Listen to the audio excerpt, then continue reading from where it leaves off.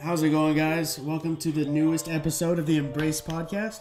I'm here today with Miss Anita Nicole Brown. Super excited today. She's doing a lot of great stuff with diabetes. We'll go over all of it today. She was diagnosed at 17 years old and still going strong with it and making pavements and paving new roads for diabetics in the modeling, in the pageant world, in the acting world. So she's here with me right now. Anita, go ahead and tell us a little bit about yourself and diabetes and everything like that. Hi, so my name's Anita Nicole Brown. I am a type 1 diabetic. Just celebrated 20 years in November. Wow. So very excited about that. I'm working, I would say, like everyone asked me what my goal and everything, what do I want it to be? And I guess I would say I just want to change the perception of what it means to be a type 1 diabetic. And when I say that, it's just, I don't know if I'm the only one, but I hate when I tell people I'm a diabetic and the first thing is, oh my God, I'm so sorry. Oh my gosh, I hate that. That just grinds on my nerves, Yeah. It is like, don't say that. Yeah. It's nothing to apologize about. Like, come on. Like, 100%. I could have so much worse. Yeah. It's just diabetes. I'm okay. I got this. Like, Yeah, I agree. Cool. I'm not going to drop dead right now because I said I have diabetes. So can we curb that a little bit? Yeah. Yeah. So that's like the biggest frustration I've had with this. It's like it's only negative that I've seen associated with this disease, and I'm trying to make it more of a positive connotation for the disease, more of a positive outlook and understanding. So, until they finally decide to get a cure, Right. whenever that'll be.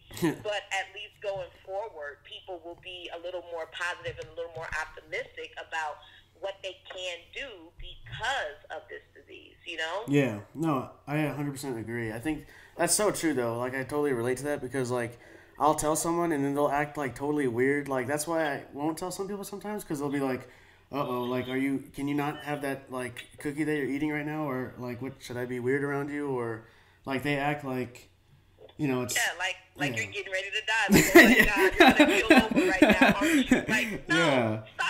Yeah, exactly. Like, we got it under control. And I think that's such a great mindset, too, because I feel like a lot of diabetics who do get diagnosed, like, later on, maybe they'll have that same mindset, like, uh-oh, man, I'm going to die then. Like, this is the end of the world. But really, it's not like as long as you manage it, then, you're fine. And I think that's exactly. Cool. Yeah. Dang. So, you were diagnosed at 17. I've never really talked with anyone about that kind of aspect, but I think that's another different type of ballgame rather than someone who's kind of borderline born with it or get it at a very young age rather than getting it, almost later. Into their 20s. So tell me a little bit about that. Like, how was it how was the adjustment? Like, I know you're probably almost done with high school, so now you have to, you're dealing with high school stuff, and then now you have to, take on this whole new lifestyle. How did you go about that, and how was that for you? Well, see, I don't think the diabetes would have been as bad had I not had all the complications. Oh. Like, I got hit with a lot right off the bat. So as soon as I got diagnosed, we thought everything was going to be cool. Now we knew what was wrong with me. But then I got hit with diabetic nerve damage, and I lost the ability to walk for about a year. Oh, my gosh. Right, so it's just like, not only did I get this, I also got hit with that. So then it was just a matter of, oh my God, what am I going to do? Like, how am I going to do this and everything, Mm-hmm. It was just, and like all of that before I was like 18 years of age. Yeah. And then, I'm graduating high school, getting ready to go into college. And then I got to decide, like, crap, do I go away to school and I'm still learning about this disease, or do I stay home? Right. And still learn and still educate and then, decide what to do later. Yeah. So that was like what I had to deal with, where everyone else was like, what school do I want to go to? Yeah, oh my gosh. I'm sitting up here like, okay, so my doctor is here. Yeah. If I go Holy here, crap. I don't know if the insurance will work there. Yeah. And if I go here, like, if I go to this school, now I got to figure out what their doctor system is like. Do they have good endocrinologists? So it's like, it was totally different. Like, I didn't have that I get to get away from home and Right. nobody can tell me what to do. You know? Yeah, exactly. That wasn't what I was focused on when I was graduating high school, you know? Right. My gosh. So that was the adjustment. Wow. And, like, I made the choice to just stay home, like, stay in Chicago. Smart. And figure out as much as I could about this disease and everything, and, you know, what I wanted to do with it, you know, how I was going to make it work for me, or if it was going to work against me and everything. And that was just a choice I made. So that was the hard part. Yeah, no, I can only imagine, because that's a cool point of view, because I've never even thought about that whole aspect. But you're totally right. Like, getting it at that specific age is a very critical time, because, like, I went to school out of state in, like, Utah and, like, Arizona, but I was born and raised in Vegas. So I know every single state has, like, a different, like, what do you call it, insurance, and you have to worry about all that crazy nonsense. So that is such a different ball game. So, wow, it's like, definitely crazy experience. Dang. And then I know you were saying, we were talking a little bit before this, but you were talking about how in high school, like, no one really talked about it, so you felt like you kind of had to keep it hidden. But I liked how you were telling me how you kind of took that into your college years, and then you realized a couple of things and use it to your, like, advantage. Tell us a little bit about that. How you said you found out there's no reason to hide it. No one in my high school had type 1 diabetes. Yeah. You know, and no one in my family has type 1 diabetes. Yeah. So being diagnosed with this, it was like a huge learning curve. Like, I still remember the day I was diagnosed. Like, it was my senior year, and I went to a private school, so we had to do our yearly checkups and stuff like that. So school started in September, and I was getting my checkup in November. And I remember the doctor asking those specific questions that, they're not just throwing out random questions. Yeah. They're asking for a reason. Yeah. He was asking all of those questions. And I'm sitting up here, like, both me and my mom looking at him like, okay, so what's going on? Why don't you just say what she has? Oh, gosh. And I remember when he said, well, she might have diabetes. And the first thing we thought was, my mom was like, but she's not overweight. How could she have diabetes? Oh, we didn't even know there were different kinds. Right. And that's when the doctor goes, well, so there are 2 different types of diabetes. And we just looked at him like, I'm sorry, what you talking about? What you mean by that? And he was like, well, I believe she may have type 1 diabetes. And we're like, excuse the language, but what the hell is that? Like, what is type 1? Like, it's diabetes is diabetes, right? And he was like, no. So he had to explain everything to us. And I remember sitting up here thinking, there's no way I can have that. Yeah. Right? Oh my God. No. Like, it's always genetic and everything. Yep. Wow. Yeah, it's such a...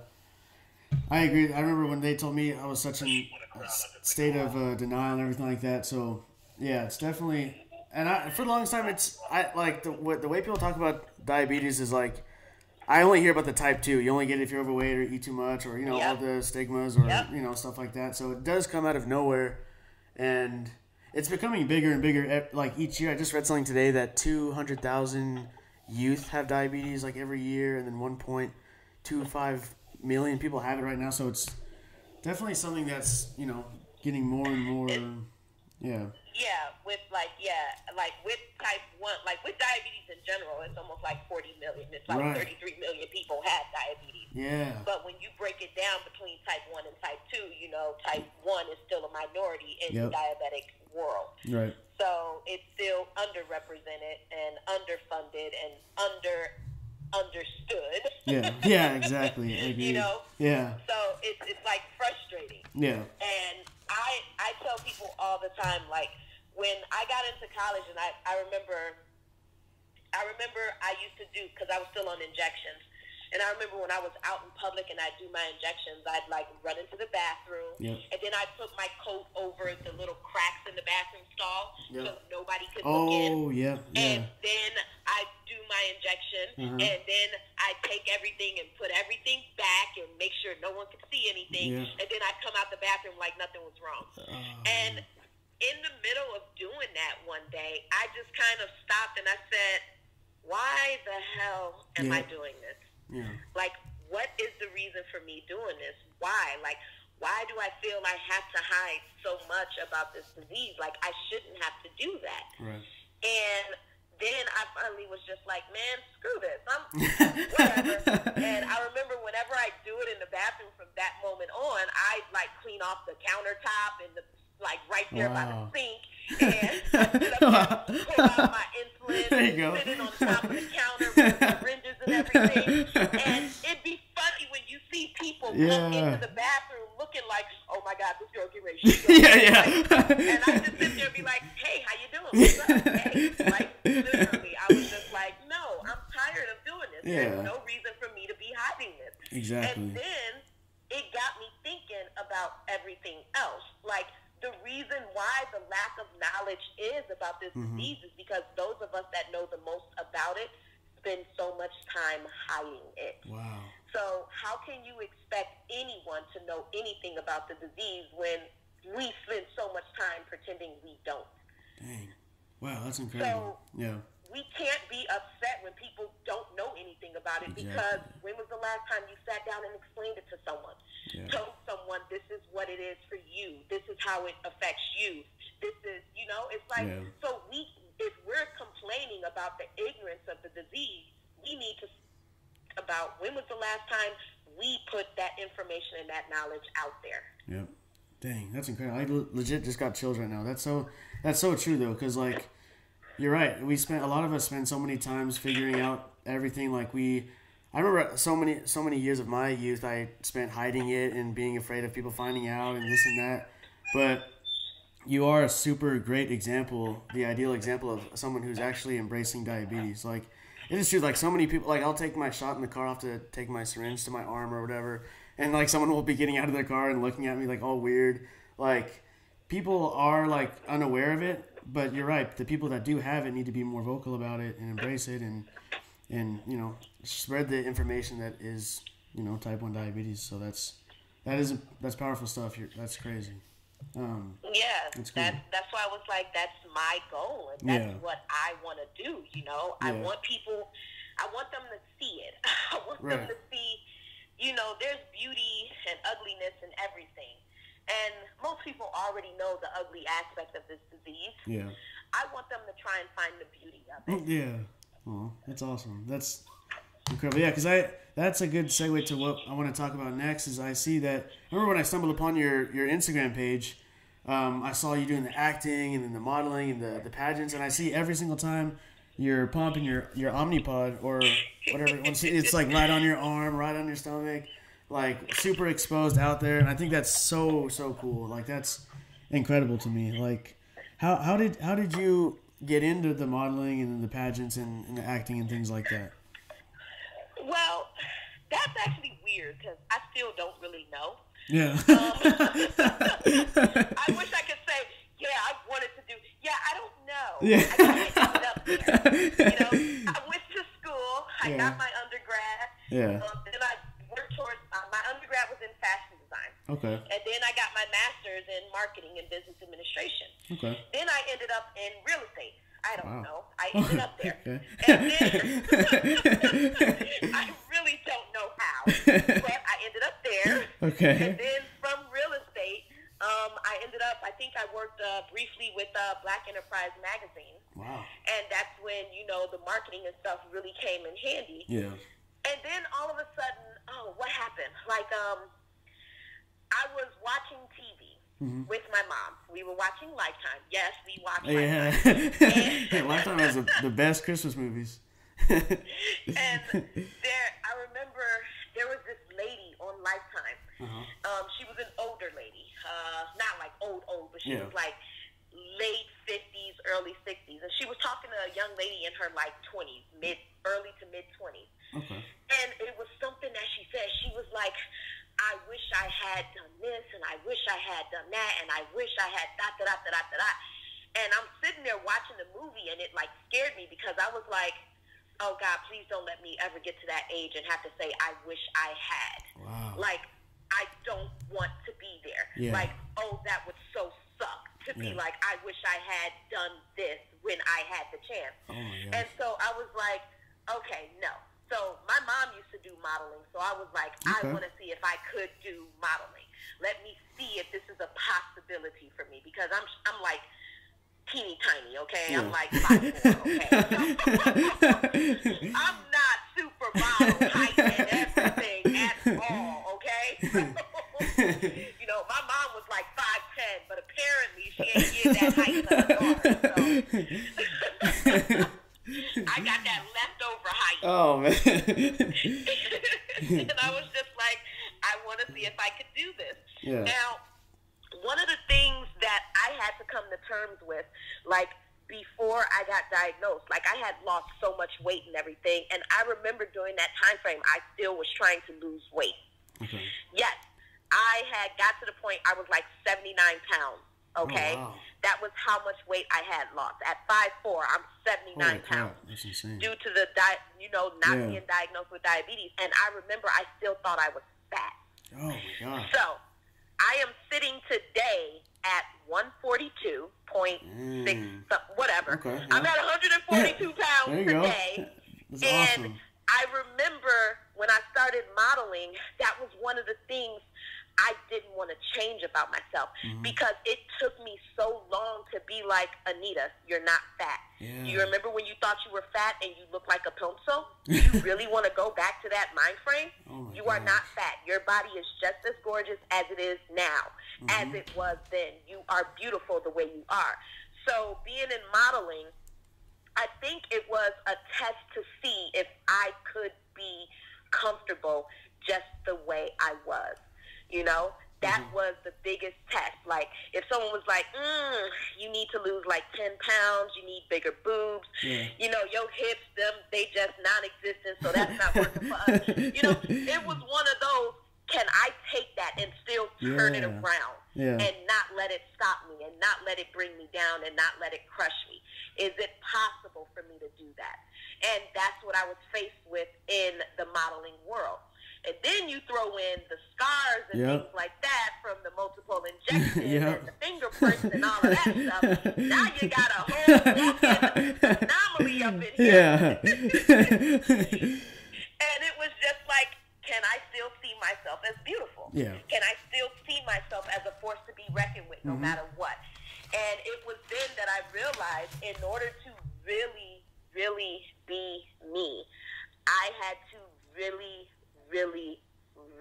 embrace what this disease is. That was the only way I was going to be me and let everyone see me, and I was going to be comfortable being who I was and putting that person out there. And that was when everything changed for me. Yeah, that's incredible. Yeah, I mean, that is truly inspiring. Like, I think that is a something that a lot of, like, models and people like that go through, like the whole weight thing. And I think that it's incredible that you mentally overcame that, and you overcame the whole diabetes thing and the scars, and you even put that to, like, you're embracing that kind of stuff. And I see it in the pictures, and I see it in your acting stuff, and I think that's so incredible. I think that if there are young girls or young boys who want to go into acting as well, they could see you and be inspired and not feel like they have to maybe choose a different direction, or, you know, maybe they think that they can't do that because they have the pump or the scars or whatever. So I think that is so cool. I think that was one of the hardest things. Like, the injections and everything, the scars from the injections, that was fine. But when I transitioned to an insulin pump, oh my God, that was when everything became so much harder, because now there's no hiding it. Right, you know? Exactly. I can't say, no, I'm not a diabetic. What's and run into the bathroom and do an injection. You know, I couldn't hide it because now this pump is on my body. Right. Like, you can't ignore it. Like, you want me to do a swimsuit ad, where you want my pump. Yes, like, exactly. You want it on the stomach, you want it on the side, you want it on, like, you gonna see the pump in the ad no matter what. You know what I mean? Yeah. So it was just like, oh my God, I just added to all the difficulties I'm already dealing with, and then I go get a pump. Oh yay! Let's see how this is gonna work. Seriously. And it's been challenging. Like, I remember there was an HIV ad. that my agent wanted to submit me for, and I really wanted to do it. And I think the photo would have required, like, it was an implied nude shoot. Yeah. And yeah.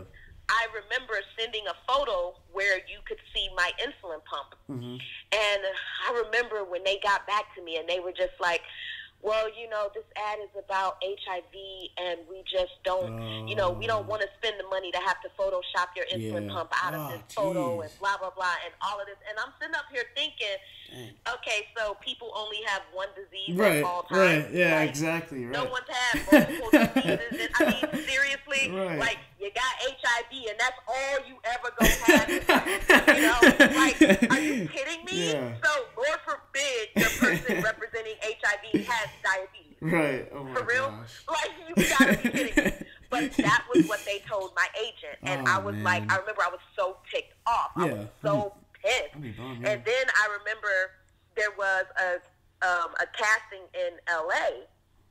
And in that casting, he reached out to me from my Facebook actress page, and I sent him all the headshots. He said the character was very similar to Sharon Stone from Basic Instinct. Okay, you know that's a character play. And I was like, oh my God, yes, give it to me. I can do her. I can do her. Yes, you know, I'm all excited and everything.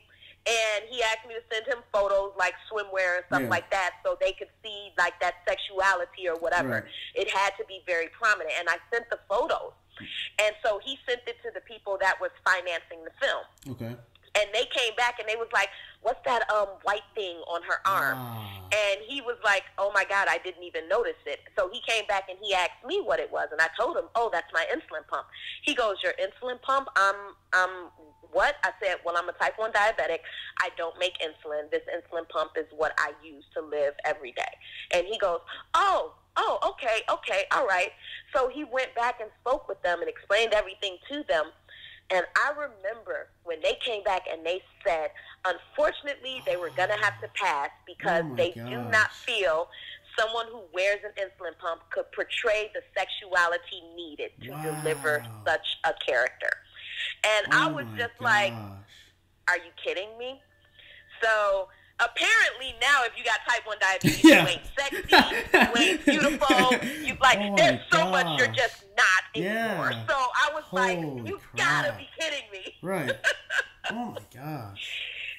And I remember after that, I took it upon myself, like you've seen on my page, I have photos of myself, sexiest photos possible, the most boring, dull, ugly photos possible. It's just like, no, y'all gonna get sick and tired of seeing me now because y'all done picked me off. So I'm gonna show y'all what y'all said this diabetic can't do, you know? So it's now been like a force and a goal for me because it's just like I don't understand why I can't be just because of this disease. Like, it doesn't make sense to me. And, like, maybe it doesn't make sense because I've had this disease longer than I haven't had it, you know? I was 17 when I was diagnosed. I'm 37 now. So I've had this disease for 20 years. Like, my life, this is me. I don't get a vacation. I don't get a break. But I still go out and I do everything I'm supposed to do. I'm still working hard every day. I'm still going on auditions. I'm still catching colds. I'm still, you know, it's like I'm still doing everything else everyone has to do. So I'm not understanding why you're telling me I'm not considered as beautiful. I'm not considered as strong.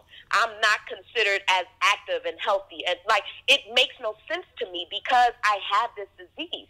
And so I'm like, no, that's it. I'm not going to let you guys define this disease for me. I'm going to define this disease for myself. And this is my definition of type 1. Wow. Dang. Incredible. Man, that's so awesome. I think, oh man, that's so cool. And I think that, like, I'm still trying to, like, that's incredible. Like, that's such an inspiring story. I was, like, trying to, like, digest it all. I think that's so awesome. Like, because I feel like a lot of people will hear something like that or let maybe diabetes defeat them. And that's the whole purpose of all of this, is to show that it doesn't have to slow you down or, you know, if you just, like, yeah, you're right. Your page, you're, like, showing, you know, everything and, like, every part about you. And even, I don't know if you saw that girl who's there's an ad on, I think it was like American Eagle, like she's doing something for Yeah. her bra. I think with people like you who are truly embracing it and showing that we're all just as human, you know, that is what's really going to push this envelope and push it to where diabetes is a normal thing, where, like, you know, showing that diabetics can do what anyone else can, and if anything makes us stronger than, you know, it not. So that is so cool. Yeah, dang, that is such a cool story. That has been my goal. That has been my focus. It is just like, there is, like, I even say, like, the reason why I was given this disease is because God knew, or whomever you believe in, he knew I was strong enough to handle it. Yep. And that's why I got it. Yep. I will admit, there may be some things that people can't handle, and he knows that. Yep. But he knew. He was like, I'm going to mess up Anita's life real quick, but she going to bounce back. She got this. Here, Anita, this is your new life. Do something with it. You know what I mean? Wow. And I was like, really? You had to do this to me? And then, like, a year or two later, I was like, oh, okay, I got this. You were right. My bad. I'm sorry. You know? But, like, I think that's what it was. You know? He was like, Anita, you had it a little too easy. Let's screw you up a little bit. Let's see what we can do. We gonna do this. Like, it was up to me to determine if I was gonna be able to bounce back or not. Yep, that's so true. That's such a big decision that I think every diabetic has to make, and I think you're right. When I was growing up, I didn't 100% understand why I had it or whatever, but my parents always told me that, like, I had it for a reason, and I think you went through the same, you know, thinking, and you definitely use it to your advantage, and you're not like a victim about it. You embrace it, and you show others that they can embrace it as well. So I think that is, like, incredible. Your story, like, is such a moving story. I think, but that's so cool.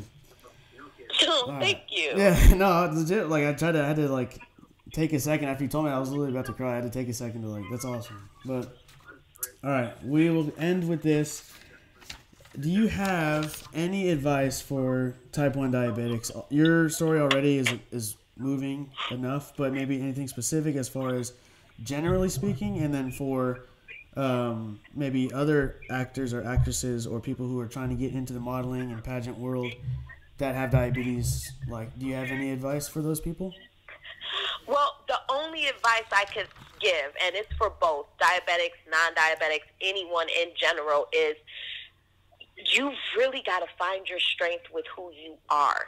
Like, you have to. Like, especially in this industry, it's going to knock you down. Like, literally, it's going to gut punch you. It's going to hit you in the face. It's going to sneak up behind you with a baseball bat. Like, this industry is going to do everything possible to make you feel like you can't. Yep.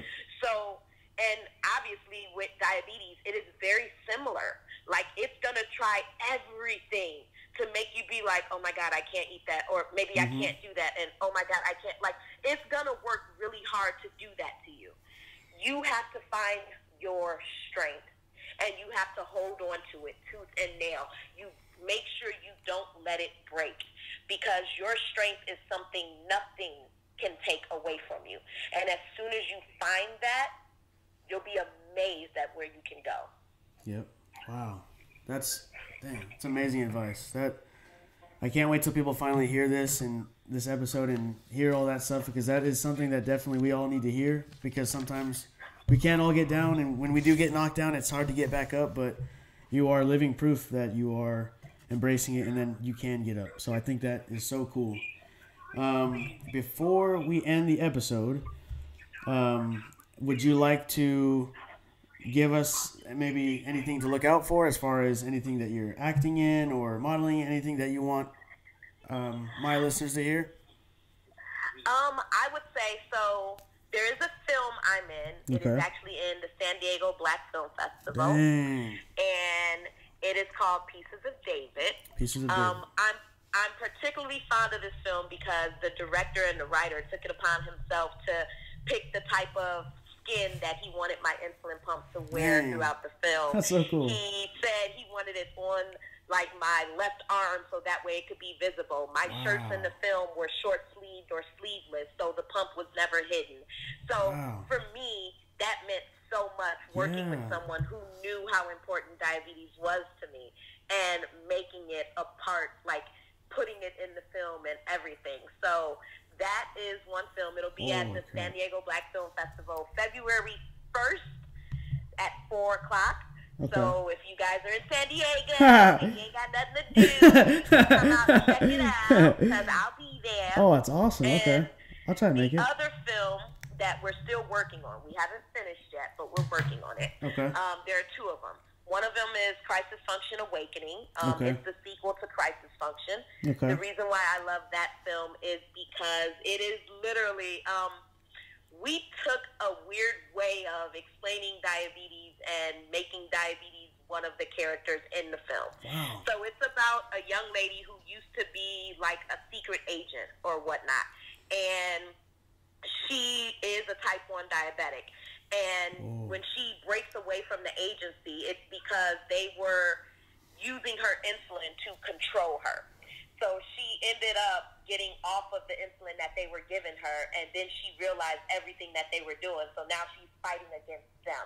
And they're trying to get her back under control and trying to bring on these other diabetics that are under the quote-unquote insulin that they provide to basically kick her butt and bring her back into the agency. And she's working really hard to steer clear and stay away from that. Yeah. So I love the story of that, you know, figuring out a way to use diabetes and insulin and everything and make it a part of the storyline and the person. And we use it in a more twisted type of way, but, you know. Yeah. Oh my gosh, that's so cool. That's so awesome. You really are doing crazy, amazing stuff for the diabetic community. That's like the fact that in that piece of Dave movie that your pump's gonna be super visible. That makes me so excited. That's awesome. Yeah, if you guys are in San Diego, you guys better go. That sounds really cool. I'm excited to watch that. Yes. But all right, with that, we have been talking with Miss Anita Nicole Brown on Instagram. You can check her out at ANITA_NICOLE_BROWN. All right, Anita, thank you so much for getting on air with us and telling us your story and giving us all this advice. This is so awesome. It was such a great conversation. Oh, thank you. Thank you so much. Thank you for having me. It actually means the world. Of course. I think people need to hear your story and check you out. Thank you. And everyone needs to see what you're trying to do. So I really appreciate that. I love what Embrace stands for. So that was like, oh, this is so cool. This is so awesome. Thank you. I appreciate that. All right. You have a good night. Thank you again. You too. All right. Bye-bye.